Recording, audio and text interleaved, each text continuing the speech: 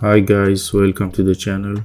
Today I have a quick tip about how to have a more dynamic sheet or title block, especially in terms of its length. As you might know, sometimes you need to print a document that it could be a few meters long, 1 or 2 meter.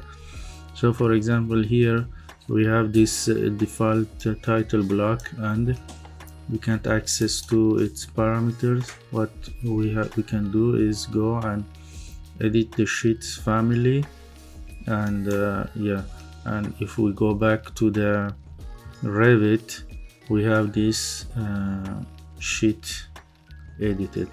But the problem is, if we make another one, the second one also has the same size, and unless we make a new family for the title block, this will be always the same. So what we can do, we can go to the edit the family of the title block, and select this last edge and make a dimension, and here we lock it, we make it a parameter. For example, we give it a name, for example the width.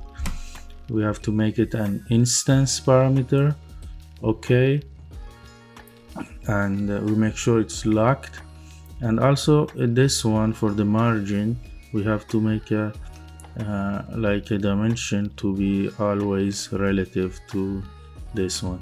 So when we go back, we have the sheet here. Now we can edit the width of the sheet. So we make this, for example, 800. We go to the next one, is 1200. Okay, that is for today. Thank you for watching, and don't forget to subscribe, and ciao.